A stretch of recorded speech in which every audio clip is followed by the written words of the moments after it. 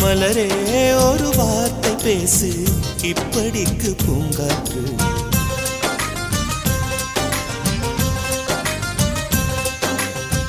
காற்று வந்து காது கடித்தும் இன்னும் என்ன மௌனமோ மோதி வந்து முத்தம் இட்டால் மௌனம் தீருமோ அச்சம் தான் உன்னாடையோ வெட்கம் தான் உந்தானையோ மௌனம் தான் உன் வேலியோ செம்புவே வா